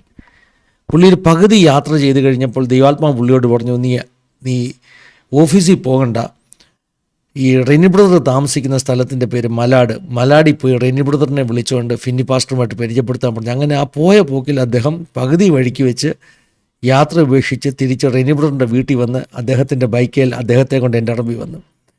അപ്പം ഞാൻ ആ സമയത്ത് പ്രാർത്ഥിച്ചുകൊണ്ടിരിക്കുക, കർത്താവ് എനിക്ക് വലിയ ഹിന്ദിയൊന്നും അറിയത്തില്ല, ട്രാൻസ്ലേറ്റ് ചെയ്യാൻ ഒരാളിനെ വേണം, ബോംബെയിൽ ജനിച്ചു വളർന്ന. അപ്പം ഞാൻ റെനി ബ്രദറിനോട് എൻ്റെ വിഷൻ എല്ലാം പറഞ്ഞു. അപ്പോൾ റെനി ബ്രദർ എന്നോട് പെട്ടെന്ന് പറഞ്ഞു, പാസ്റ്ററെ നാളെ മുതൽ ഞാനും പാസ്റ്റർ കൂടെ ഫാസ്റ്റിംഗ് ഇരിക്കാൻ പോകാമെന്ന് പറഞ്ഞു. പ്രിയ സിസ്റ്ററെ, ഞാൻ പറയുന്നത് കേൾക്കണം. അന്ന് അവർക്ക് രണ്ടുപേർക്കും ജോലിയില്ല, കുഞ്ഞുങ്ങളില്ല, ഒത്തിരി പ്രശ്നങ്ങൾ അവർക്ക്. വിവാഹം കഴിഞ്ഞ് കുഞ്ഞുങ്ങളില്ല, ഈ പറഞ്ഞതുപോലെ ജോലിയില്ല. ഇവർക്ക് വീട്ടിൽ നിന്ന് നമ്മുടെ അവിടെ വരെ വരാൻ വണ്ടിക്കൂലിയില്ല, ബൈക്കേ വരാം. പക്ഷെ ഒരു പ്രശ്നമുള്ളത്, അവരുടെ മമ്മിയും കൂടെ ഉള്ളത് കൊണ്ട് 3 പേർക്ക് ബൈക്കേ വരാൻ പറ്റത്തില്ല. ചില ദിവസങ്ങളിൽ അവർ നടന്നു വന്നു പ്രേയറിന് വേണ്ടി നടന്നു വരും. ചില ദിവസങ്ങളിൽ മമ്മിയെ കൊണ്ട് പകുതി വഴി ബൈക്കെ കൊണ്ട് വിട്ടിട്ട് നടത്തും. എന്നിട്ട് തിരിച്ചു പോയി വൈഫിനെ പകുതി വഴി കൊണ്ടുവരും. അപ്പം അങ്ങനെയൊക്കെ സ്ട്രഗിൾ ചെയ്ത് അവർ ഞങ്ങളുടെ കൂട്ടായ്മയ്ക്ക് വന്നത്. കർത്താവ് അവരെ അനുഗ്രഹിച്ചു. ഇന്നവർ അയർലൻഡിൽ അനുഗ്രഹിക്കപ്പെട്ടിരിക്കുന്നു. ഇന്ന് അവർക്ക് 2 കുഞ്ഞുങ്ങളുണ്ട്. ദൈവത്തിന് സ്തോത്രം. ദൈവം വലിയ ബ്രേക്ക് ത്രൂ കൊടുത്തു. റെന്നി ബ്രദർ പറഞ്ഞൊരു സെൻറ്റൻസ് പറയാൻ ഞാൻ ഇപ്പോഴും ഇത്രയും പറഞ്ഞത്. റെന്നി ബ്രദറിനോട് ആളുകൾ ചോദിക്കും, ഈ പെന്തക്കോസ്തിലൊക്കെ എല്ലാം പാസ്റ്റർമാരൊക്കെ നമ്മുടെ ഒരു സാധാരണ ഭാഷയിൽ പറഞ്ഞ എല്ലാം തട്ടിപ്പുകാരല്ലേ എന്നൊക്കെ റെന്നി ബ്രദറിനോട് ചോദിക്കും. ഇപ്പോൾ റെന്നി ബ്രദർ പറഞ്ഞിട്ടുള്ളൊരു മറുപടി, അദ്ദേഹം പലപ്പോഴും ഞങ്ങളുടെ ചർച്ചിൽ അത് പറഞ്ഞിട്ടുണ്ട്. അദ്ദേഹം പറഞ്ഞു, എൻ്റെ ജീവിതത്തിൽ ഇന്ന് വരെ ഞാനൊരു തട്ടിപ്പുകാരനായ പാസ്റ്ററെ കണ്ടിട്ടില്ല. അദ്ദേഹം പറയുന്ന സാക്ഷ്യം, ഞാനുമായിട്ട് ദൈവം കണക്ട് ചെയ്ത് തന്നതെല്ലാം അനുഗ്രഹിക്കപ്പെട്ട ദൈവദാസന്മാരാണ്. അദ്ദേഹത്തിൻ്റെ ജീവിതത്തിൽ ഏതൊക്കെ പാസ്റ്റർമാർ വന്നോ അവരെല്ലാവരും വളരെ ആത്മാർത്ഥതയോടുകൂടെ കർത്താവിനെ സേവിക്കുന്നവരാണ്. എൻ്റെ പ്രേക്ഷകരോട് എനിക്ക് പറയാനുള്ളത്, പെന്തക്കോസ്തിൽ ഒത്തിരി നല്ല ആളുകളുണ്ട്, നമുക്ക് ചുറ്റുമുള്ളവരെല്ലാം നല്ല ആളുകളാണ്. നിങ്ങൾ ആത്മാർത്ഥമായിട്ട് പ്രാർത്ഥിച്ചാൽ ഒരു തട്ടിപ്പുകാരൻ്റെ കയ്യിൽ നിങ്ങൾ പോയി വീഴത്തില്ല. 1000-1 തട്ടിപ്പ് നടത്തുന്നവർ കേട്ടോ. 999 നല്ലതാണ്. നന്നായിട്ട് പ്രാർത്ഥിച്ചാൽ ദൈവം നിങ്ങൾക്ക് നല്ല ദൈവമക്കളെ തരും, നല്ല ദൈവദാസന്മാരെ തരും. അങ്ങനെ ഒരു ആത്മാർത്ഥതയോട്, വിവേചന ബുദ്ധിയോട്, പ്രാർത്ഥനയോടുകൂടെ ജീവിച്ചാൽ മതി. ഞാൻ ഈ ചോദ്യങ്ങൾ ചോദിക്കാൻ കാരണം, പുതുതായിട്ട് വിശ്വാസത്തിലേക്ക് വന്ന ഒരു വ്യക്തി എന്ന നിലയിൽ ദൈവത്തിൻ്റെ സ്തോത്രം ചെയ്യുന്നു. വിവാഹം കഴിക്കാനൊക്കെ വെയിറ്റ് ചെയ്തത് തന്നെ പെന്തക്കോസ്ത് വിശ്വാസത്തിൽ നിന്ന് വിവാഹം കഴിക്കണം എന്നുള്ളൊരു ആഗ്രഹം കൊണ്ടായിരുന്നു അല്ലേ? എനിക്ക് അങ്ങനെ ഒരു ആഗ്രഹം ഉണ്ടായിരുന്നു. കാരണം വേറൊരു വിശ്വാസത്തിൽ നമ്മൾ വിവാഹം കഴിച്ചാൽ ഇനി അത് വേറൊരു പ്രശ്നമാകുമെന്നൊരു ഇത് എന്റെ മനസ്സിലുണ്ടായിരുന്നു. കാരണം വീണ്ടും അതിലേക്ക് മടങ്ങി പോകാനല്ലല്ലോ, നമ്മളായിരിക്കുന്ന വിശ്വാസത്തിൽ തന്നെ ആയിരിക്കാനാണല്ലോ. അതുകൊണ്ട് വെയിറ്റ് ചെയ്തു. അങ്ങനെ ദൈവത്തിന്റെ സമയത്ത് ദൈവവേല ചെയ്യുന്ന ഒരാളെ കർത്താവ് തന്നു. ശരി, ദൈവം അനുഗ്രഹിക്കട്ടെ കുടുംബമായിട്ട്. അതുപോലെ തന്നെ വിദേശ രാജ്യങ്ങളിൽ പോവുക എന്നുള്ളത് നമ്മുടെ കുട്ടികളുടെ ഒക്കെ വലിയ സ്വപ്നമാണ്. പക്ഷെ അവരറിയുന്നില്ല ഈ സ്ട്രഗിൾസ് അല്ലേ. അവിടെ കഠിനമായിട്ട് അധ്വാനിക്കണം, നമ്മുടെ ഇന്ത്യയിൽ ജോലി ചെയ്യുന്നതിലും കൂടുതൽ. അതെ അതെ, പലപ്പോഴും ഒത്തിരി ഞാന് ചില സമയങ്ങളില് എനിക്ക് ഫുഡില്ലാത്ത സിറ്റുവേഷൻ വന്നിട്ടുണ്ട്. ഞാന് ഇപ്പോഴും ഓർക്കുന്നു, ഒരു അമ്മച്ചി ഉണ്ടായിരുന്നു. എനിക്ക് വന്ന സമയത്ത് ഞാൻ വന്നിറങ്ങുമ്പോ എന്റെ കയ്യിൽ വെറും ഒരു ഹുഡി മാത്രമേ ഉള്ളൂ. ഞാൻ പകുതി ഞാന് പറഞ്ഞിട്ടില്ല, പക്ഷെ ഞാന് ഹുഡിയൊക്കെ ഇട്ട് ഞാൻ എപ്പോഴും ഓർക്കുന്നു. ഫ്രീസിങ് റെയിൻ എന്ന് പറഞ്ഞാൽ നല്ല തണുപ്പാ. തണുപ്പത്തെ ഞാന് ഒരു ജാക്കറ്റിന് വേണ്ടി പ്രാർത്ഥിച്ച് ദൈവം എനിക്കൊരു ജാക്കറ്റ് തന്നതൊക്കെ എനിക്ക് ഓർമ്മയുണ്ട്. അതുപോലെ സൂസമ്മച്ചി എന്ന് പറഞ്ഞ ഒരു അമ്മച്ചി ഉണ്ടായിരുന്നു. അപ്പൊ അവര് ചർച്ചിൽ വരുമ്പോ ഇങ്ങനെ ഫുഡൊക്കെ കൊണ്ടുവരും.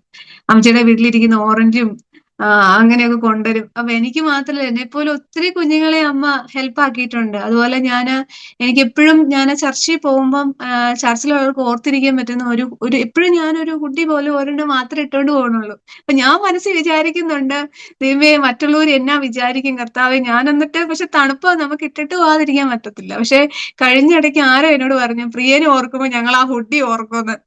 കാരണം നമ്മളിപ്പോഴും അതിട്ടോണ്ടാ പോകുന്ന ഒരു പോയിന്റ്. അങ്ങനെ ഒരു ടൈം ഉണ്ടായിരുന്നു. പക്ഷെ സൂസമ്മച്ചി ഞങ്ങൾക്ക് അമ്മച്ചിയുടെ പഴയ ഇച്ചിരി വലുതൊക്കെയാ, പക്ഷെ അമ്മച്ചിയുടെ സ്വെറ്ററൊക്കെ കൊണ്ട് തന്നിട്ടുണ്ട് എനിക്ക്. ഞാനത് ഇപ്പോഴും ഉപയോഗിക്കുന്നുണ്ട്. പക്ഷെ കഴിഞ്ഞ മാസം അവര് നിത്യതയിൽ ചേർക്കപ്പെട്ടു. പക്ഷെങ്കിലും ഞങ്ങളെയൊക്കെ ഓർത്ത് ഒത്തിരി പ്രാർത്ഥിക്കുമായിരുന്നു. അതൊക്കെ ഞങ്ങൾക്കൊരു വലിയ ബ്ലെസ്സിങ് ആയിരുന്നു. ആമേൻ. ചർച്ച് എന്ന് പറഞ്ഞാൽ നമുക്ക് കേവലം ഒരു റിലീജിയസ് പ്ലേസ് പോയി പ്രാർത്ഥിക്കാനുള്ളൊരു സ്ഥലം എന്നുള്ളതല്ല. ചർച്ച എന്ന് പറഞ്ഞാൽ ഭയങ്കര ഒരു ആശ്വാസമാണ്. എത്രയോ പേരുടെ സാക്ഷ്യം നമ്മൾ കേട്ടിട്ടുള്ളത്. പ്രത്യേകിച്ചും ഇങ്ങനെ വിദേശ രാജ്യങ്ങളിലൊക്കെ മൈഗ്രേറ്റ് ചെയ്യുന്നവർക്ക് ഭയങ്കര ഒരു ആശ്വാസമാണ് ചർച്ചസ് എന്ന് പറഞ്ഞാൽ. ചർച്ചും ചർച്ചിലെ പാസ്റ്റേഴ്സും വിശ്വാസികളും നമുക്ക് അങ്ങനെയുള്ളൊരു ഫെലോഷിപ്പും അങ്ങനെയുള്ള ആളുകളും നമ്മുടെ കൂടെ ഉള്ളത് കൊണ്ടല്ലേ നമ്മുടെ ജീവിതം ഇന്ന് കാണുന്ന അവസ്ഥയിലേക്കൊക്കെ ദൈവം കൊണ്ടുവന്നത്. ദൈവത്തിൻ്റെ പ്രൊവിഷൻ്റെ ഒത്തിരി അനുഭവങ്ങൾ നമ്മൾ കേട്ടു. പ്രത്യേകിച്ച് ഇന്നിരിക്കുന്ന ആ ഒരു വീടിനെക്കുറിച്ച് ഒക്കെ ദൈവം എങ്ങനെ പ്രൊവൈഡ് ചെയ്തെന്നുള്ളത് ഞാൻ എന്നെ കേൾക്കുന്ന എല്ലാ പ്രിയമുള്ളവരോടും പറയുക. നിങ്ങളിൽ ചിലർ ഇതുപോലെ മൈഗ്രേറ്റ് ചെയ്യാൻ ആഗ്രഹിക്കുന്നവർ മൈഗ്രേറ്റ് ചെയ്തവരാകാം, ഒത്തിരി ഇഷ്യൂസ് നേരിടുന്നവരാകാം. ദൈവത്തിൻ്റെ മക്കളെ സംബന്ധിച്ചിടത്തോളം, കർത്താവുമായിട്ടൊരു റിലേഷൻഷിപ്പിലേക്ക് വന്നവരെ സംബന്ധിച്ചിടത്തോളം അവർക്ക് ഭയപ്പെടേണ്ട കാര്യമില്ല. അപ്പ എന്ന് വിളിച്ചാൽ കേൾക്കുന്നൊരു അപ്പനുണ്ട്, പ്രൊവൈഡ് ചെയ്യുന്നൊരു അപ്പനുണ്ട്. കർത്താവ് കരം പിടിച്ച് നടത്തും. നിങ്ങൾക്ക് അങ്ങനെ ഒരു ആത്മീക അനുഭവം ഇല്ലെങ്കിൽ, ഒരുപക്ഷെ നിങ്ങൾ വിദേശ നാട്ടിലൊക്കെ ചെന്നിട്ട് വിശ്വാസിയാണ്, ക്രിസ്ത്യനാണ്, യേശുവിനെ അല്ലേ, ചെറിയ പ്രായം മുതൽ അറിയുന്നവരായിരിക്കാം. പക്ഷെ ഒരിക്കൽ പോലും ഒരു ചർച്ചിലൊന്നും പോയിട്ടില്ലെങ്കിൽ ഇന്നൊരു തീരുമാനമെടുക്കുക. ഒരു നല്ല ചർച്ച് വേണം, നല്ല പാസ്റ്റേഴ്സ് വേണം, നല്ല ദൈവമക്കൾ വേണം. അവരുടെ പ്രാർത്ഥന നിങ്ങളെ ഹെൽപ്പ് ചെയ്യും. അവരെന്തെങ്കിലും ഭൗതികമായിട്ട് നിങ്ങൾക്ക് തരുമെന്നുള്ളതല്ല, അവിടെ ചെന്ന് പ്രാർത്ഥിക്കുകയും ഒക്കെ ചെയ്യുമ്പോൾ കിട്ടുന്ന ആശ്വാസം. ഒരുപക്ഷെ അങ്ങനെ ഒരു ബന്ധം നമ്മുടെ മുമ്പിലിരിക്കുന്ന ഈ പ്രിയ സിസ്റ്റർക്ക് ഇല്ലായിരുന്നെങ്കിൽ, ഈ മകള് അന്ന് ആത്മഹത്യ ശ്രമിക്കുമ്പോൾ അല്ലെങ്കിൽ അതിനുവേണ്ടി ചിന്തിക്കുമ്പോൾ അതങ്ങ് മുന്നോട്ട് പോയിരുന്നെങ്കിൽ നമ്മുടെ മുമ്പിൽ ഇന്നിരിക്കില്ലായിരുന്നു. ദൈവം, വചനം, ദൈവമായിട്ടുള്ള ബന്ധം, അതൊക്കെയാണ് ജീവിതത്തെ വഴിമാറ്റി വിട്ടത്, അനുഗ്രഹമാക്കി മാറ്റിയത്. നമുക്കെല്ലാവർക്കും കർത്താവ് അവസരം തരും. പ്രിയയ്ക്ക് വേണ്ടി പ്രൊവൈഡ് ചെയ്ത ദൈവം നിങ്ങൾക്ക് വേണ്ടിയും പ്രൊവൈഡ് ചെയ്യും. കരുതുന്ന കർത്താവാണ്, ആവശ്യങ്ങൾ അടഞ്ഞ് കരുതുന്ന കർത്താവാണ്. $1000 ആ ഒരു വെള്ളക്കാരിയായൊരു സ്ത്രീ കൊണ്ട് കൊടുത്തെന്ന് പറയുമ്പോൾ, അത് കറക്റ്റായിട്ട് നമ്മൾ ചോദിച്ചതിൻ്റെ മറുപടിയായി കൊടുത്തെന്ന് പറയുമ്പോൾ എത്ര വിശ്വസ്തനാണ് നമ്മുടെ കർത്താവ്. എനിക്ക് പറയാൻ ഇങ്ങനെ എൻ്റെ ഹൃദയത്തിൽ ഒത്തിരി കാര്യങ്ങൾ വരുന്നുണ്ട്. കേൾക്കുന്ന കുഞ്ഞുങ്ങളാരെങ്കിലും ഉണ്ടെങ്കിൽ ഇനി ഇടയ്ക്ക് ഞാനൊരു കാര്യം കൂടെ പറയാം. നമ്മളെക്കുറിച്ചൊക്കെ ദൈവത്തിൻ്റെ ഒരു പ്ലാനുണ്ട്. ഒരു മനുഷ്യൻ ഭൂമി ജനിക്കുമ്പോൾ ദൈവത്തിനൊരു പെർഫെക്റ്റ് പ്ലാനുണ്ട്. നമ്മളെവിടെ ജീവിക്കണം, നമ്മൾ ആരെ വിവാഹം കഴിക്കണം, നമ്മൾ എന്ത് വിദ്യാഭ്യാസമാണ് ചെയ്യേണ്ടത്, ഇത് ദൈവത്തിൻ്റെ ഒരു പ്ലാനുണ്ട്. അത് തിരിച്ചറിയുക, അതിനുവേണ്ടി ജീവിക്കുകയും ചെയ്യുമ്പോഴാണ് അനുഗ്രഹമായി തീരുന്നത്. ഞങ്ങൾ ഇന്ത്യയിലാണ്. എനിക്ക് വിദേശത്ത് പോകാനുള്ള വഴികൾ തുറന്നപ്പോൾ ഞാനത് വേണ്ടെന്ന് വെച്ചു. സാൻഡിയുടെയൊക്കെ ഒരു സമയം എന്ന് പറഞ്ഞാൽ ഈ യു കെയിലേക്കൊക്കെ ഉള്ള ആദ്യത്തെ മൈഗ്രേഷൻ്റെ സമയമാണ്, ഫസ്റ്റ് മൈഗ്രേഷൻ യു കെയിലേക്ക്. അന്ന് ഞങ്ങൾ നിൽക്കുന്ന ചർച്ചിൽ ഉള്ള ഒരു വളരെ പ്രധാനപ്പെട്ട ഫാമിലി, അവർക്ക് ഒരു വലിയ ട്രാവൽ ഏജൻസിയുണ്ട്, യു കെക്ക് ആളുകളെ വിടുന്നത്. ഞങ്ങളുടെ ചർച്ചിൻ്റെ പാസ്റ്റർ എന്നെ വിളിച്ചിട്ട് പറഞ്ഞു, സാൻഡിയുടെ ഒരു ബയോഡേറ്റ അതാ, അന്ന് IELTS വേണ്ട, ഒന്നും വേണ്ട, യു കെ ചെന്നിട്ട് 6 മാസം കഴിയുമ്പോൾ ഒരു ടെസ്റ്റ് ഉണ്ട്, അത് പാസ്സായാൽ മതി. ഞങ്ങൾ പോകുന്നില്ലെന്ന് പറഞ്ഞു, യു കെക്ക് പോകുന്നില്ലെന്ന് പറഞ്ഞു. ശുശ്രൂഷയിൽ വന്ന ശേഷം 3-4 പ്രാവശ്യം അമേരിക്കയിലെ ചില ചർച്ചുകൾ എനിക്ക് ഓഫർ ചെയ്തു, പാസ്റ്ററൽ വേക്കൻസി ഉണ്ട്, പിന്നെ പാസ്റ്ററെ ഇവിടെ കൊണ്ടുവരണമെന്ന് ഞങ്ങൾക്ക് ആഗ്രഹമുണ്ട്, ചർച്ചിൻ്റെ വിസ തരാം. 3-4 പ്രാവശ്യം ഞാൻ അതെല്ലാം റിജക്റ്റ് ചെയ്തു. ഞാൻ കഴിഞ്ഞൊരു ദിവസം കർത്താവിനോട് സങ്കടം പറഞ്ഞു. ഞാൻ പറഞ്ഞു, കർത്താവേ, എൻ്റെ കൂട്ടുകാരായ പല പാസ്റ്റർമാരും വിദേശത്ത് പോയിട്ടുണ്ട്, അവർ വിദേശത്ത് സെറ്റിലായി അവിടെ മിനിസ്ട്രി ചെയ്യുന്നു, ഞാൻ ഇന്ത്യയിൽ നിൽക്കുന്നു. അപ്പം ഞാൻ എന്തോ വലിയ സാക്രിഫൈസ് ചെയ്ത ആളിനെ പോലെ കർത്താവിനോട് സംസാരിക്കുന്നത്. അവരൊക്കെ കണ്ടില്ലേ കർത്താവേ, അവർക്കവിടെ 150 പേരുടെ ചർച്ചുണ്ട്, എനിക്കിവിടെ 150 പേരുടെ ചർച്ചുണ്ട്. ഞാൻ കർത്താവിനോട് പിണങ്ങി പറഞ്ഞത്, ഞാൻ അങ്ങനെ സംസാരിക്കുന്ന കൂട്ടത്തില്ല. ഞാൻ കർത്താവിനോട് പിണങ്ങി പറഞ്ഞു, കർത്താവ്, എനിക്കിത് പോരാ. കാരണം ഞാൻ ചെയ്ത സാക്രിഫൈസിൻ്റെ ഒരു ഫലം, ഞാൻ അവിടെ പോയായിരുന്നെങ്കിൽ എനിക്ക് 150 പേരുടെ ചർച്ചിലിരിക്കായിരുന്നു, ഇവിടെ 150 പേരുടെ ചർച്ചിലിരിക്കുന്നു. അമേരിക്കയിലെ ആത്മാവിന് വില കുറവ്, ഇന്ത്യയിലെ ആത്മാവിന് വില കൂടുതലും ഒന്നുമില്ല. 150 പേരാ. അമേരിക്കയിൽ 150 പേര്, 150 ആത്മാക്കളാണ്, ഇവിടെയും 150 ആത്മാക്കളാണ്. ഞാൻ പറഞ്ഞു, കർത്താവേ, ഞാൻ ഈ ദേശത്ത് നിൽക്കുന്നെങ്കിൽ, ഇവിടെ ഒത്തിരി പ്രതികൂലങ്ങളുള്ളൊരു സമയമല്ലേ, ഒത്തിരി പ്രതികൂലങ്ങൾ, ഇന്ത്യയിൽ ഒത്തിരി പ്രതികൂലങ്ങളാണ്. ബോംബെയിലായതുകൊണ്ട് പ്രതികൂലങ്ങൾ കുറവൊന്നുമില്ല. ഞങ്ങളുടെ വ്യക്തിപരമായ ജീവിതത്തിൽ ഒത്തിരി അങ്ങനെയുള്ള പരിശോധനകൾ, ചലഞ്ചസ് ഞങ്ങൾക്ക് ഇന്നും നേരിടുന്നുണ്ട്. 2 ആഴ്ച മുമ്പും ഇവിടുത്തെ ലോക്കൽ പോലീസ് സ്റ്റേഷനിലെ ചില ഓഫീസേഴ്സ് ഞങ്ങൾ ആരാധിക്കുന്ന സ്ഥലത്തിൻ്റെ ഉടമസ്ഥനെ വിളിച്ചിട്ട് പറഞ്ഞു, നിങ്ങൾ ശ്രദ്ധിക്കണം, അവർ മതപരിവർത്തനം നടത്തുന്നുണ്ടോ എന്ന്, ഉണ്ടെങ്കിൽ ഞങ്ങളെ ഇൻഫോം ചെയ്യണമെന്ന് പറഞ്ഞു. സ്ഥലത്തിൻ്റെ ഉടമസ്ഥൻ ഞങ്ങളോട് വളരെ അടുപ്പമുള്ള ആളായതുകൊണ്ട് എന്നെ വിളിച്ചിട്ട് പറഞ്ഞു, പോലീസ് സ്റ്റേഷനിൽ നിന്ന് ഇങ്ങനെ വിളിച്ച് പറഞ്ഞിട്ടുണ്ട്. അപ്പോൾ ഞങ്ങളെല്ലാം ഈ പറഞ്ഞ റഡാറിൻ്റെ കീഴില്ല, ടാർഗറ്റഡ് ആണ്. ഞാൻ പറഞ്ഞു, കർത്താവേ, ഈ രാജ്യം വിട്ടുപോയായിരുന്നെങ്കിൽ ഇതിൻ്റെ ഒന്നും ആവശ്യമില്ലായിരുന്നു. പക്ഷേ ഇന്ത്യയെ സ്നേഹിച്ച് ഞങ്ങൾ നിൽക്കുന്നു. കാരണം ഫിന്നി പാസ്റ്ററെക്കുറിച്ച്, സാൻഡിയെക്കുറിച്ചുള്ള ദൈവത്തിൻ്റെ ഹിതം ഇന്ത്യയിൽ നിൽക്കുക എന്നുള്ളതാണ്. അപ്പം ഞാൻ എന്നെ കേൾക്കുന്ന കുഞ്ഞുങ്ങളോട് എല്ലാവരോടും പറയുകയാണ്, കാനഡയിൽ പോകുന്നതോ ഇംഗ്ലണ്ടിൽ പോകുന്നതോ ഇന്ത്യയിൽ നിൽക്കുന്നതോ, എന്താണ് ദൈവത്തിന് നിങ്ങളെക്കുറിച്ചുള്ള പ്ലാൻ, അതിൽ നിങ്ങൾ ജീവിക്കുമ്പോഴാണ് നിങ്ങൾ ഹാപ്പിയാകുന്നത്, സംതൃപ്തിയോടുകൂടി ജീവിക്കുന്നത്. ഞാൻ ഈ ഒരാഴ്ച മുഴുവൻ, ഞാൻ ഇച്ചിരി സമയം കൂടുതലെടുത്താലും ക്ഷമിക്കുക, കാരണം എനിക്ക് ചിലത് കൈമാറാനുണ്ട്. പ്രിയയുടെ ഈ സാക്ഷ്യം കേട്ടപ്പോൾ എൻ്റെ മനസ്സിൽ വന്ന ചില ചിന്തകൾ നിങ്ങളോട് കൈമാറാനുണ്ട്.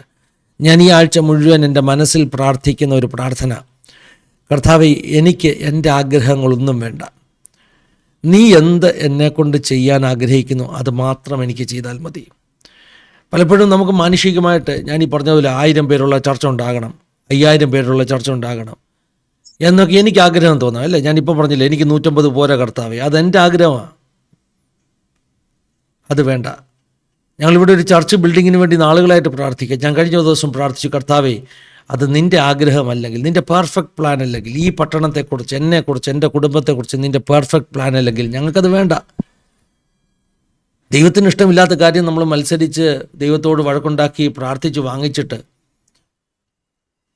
അവസാനം അത് ഒരു പ്രയോജനമില്ലാതെ പോകുന്നതിലും നല്ലത് ദൈവത്തിൻ്റെ പെർഫെക്റ്റ് പ്ലാനിൽ നമ്മൾ ജീവിക്കുക എന്നുള്ളത്. ഞാൻ ഈ ആഴ്ച മുഴുവൻ പ്രാർത്ഥിക്കുന്നു, കർത്താവേ, നിൻ്റെ പെർഫെക്റ്റ് പ്ലാൻ മാത്രം എനിക്ക് മതി. എന്നെ കേൾക്കുന്ന എല്ലാ വാത്സല്യമുള്ള ദൈവങ്ങളോടും പറയും, നിങ്ങൾക്ക് അങ്ങനെ ഒന്ന് പ്രാർത്ഥിക്കാൻ പറ്റുമോ? നമ്മുടെ ആഗ്രഹങ്ങളെല്ലാം ആ ഒരു ബലിപീഠത്തിലേക്ക് വെച്ചിട്ട്. റോമാലേഖനം 12-ാം അധ്യായം അങ്ങനെയാ പറയുന്നത് കേട്ടോ. റോമാലേഖനം 12-ാം അധ്യായം പറയുന്നു, നാം ആ ബലിപീഠത്തിലേക്ക് ഒന്ന് വെച്ചിട്ട് മനസ്സ് പുതുക്കുന്ന രൂപാന്തരപ്പെടണം, ദൈവഹിതം തിരിച്ചറിയേണ്ടതിന്.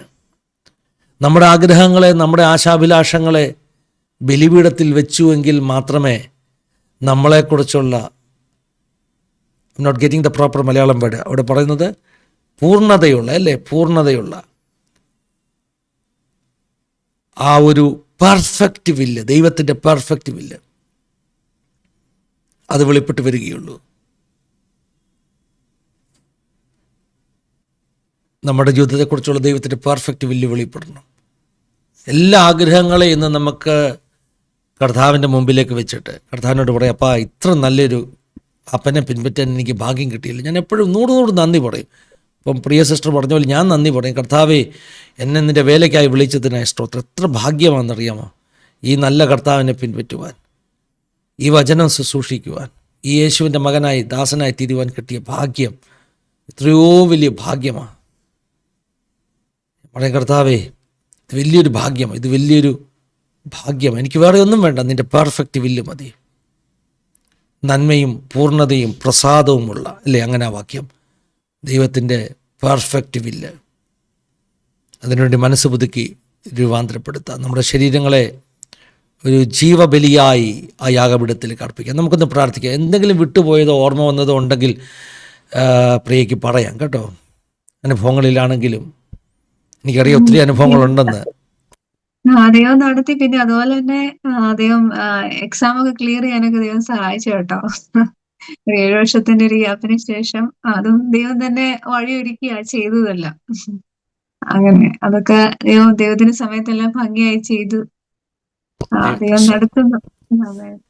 ദൈവം അനുഗ്രഹിക്കട്ടെ. ഇനി ഒത്തിരി നല്ല നല്ല സാക്ഷ്യങ്ങൾ ഇനിയും തുടരും.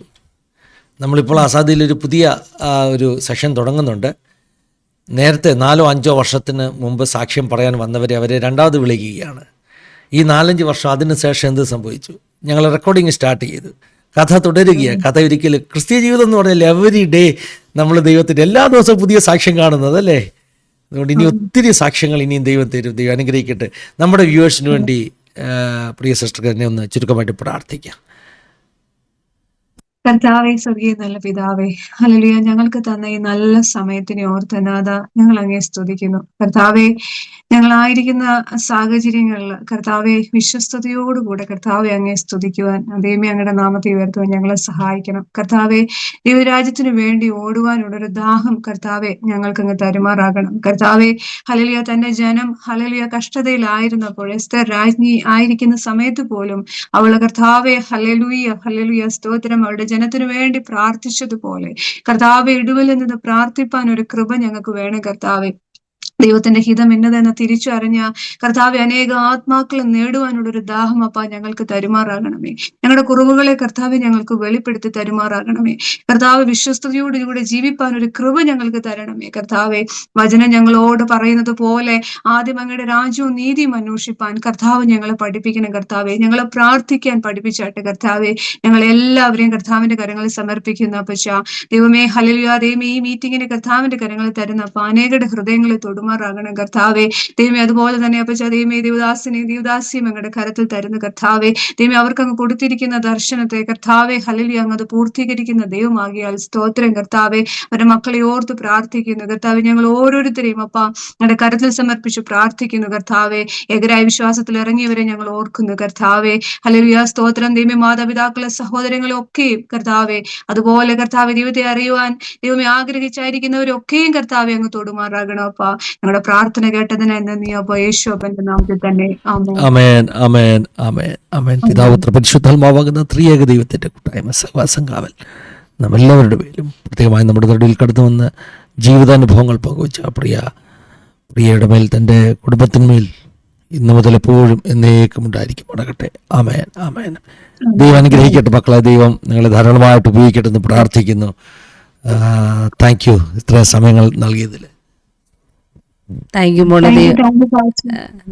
ദൈവം ധാരാളം അനുഗ്രഹിക്കട്ടെ. കുടുംബമായിട്ട് കർത്താവ് ശക്തമായിട്ട് അത് യേശു ഉപയോഗിക്കട്ടെ എന്ന് പ്രാർത്ഥിക്കുന്നു. വളരെ അനുഗ്രഹിക്കപ്പെട്ട സാക്ഷ്യമാണ്. ഇത്ര നല്ലൊരു കർത്താവിനെ പിൻപറ്റുവാൻ നമുക്കെല്ലാം ദൈവം അവസരം തന്നതിനായി ദൈവത്തിന് നന്ദി പറയുന്നു. ദൈവം ധാരാളം അനുഗ്രഹിക്കട്ടെ.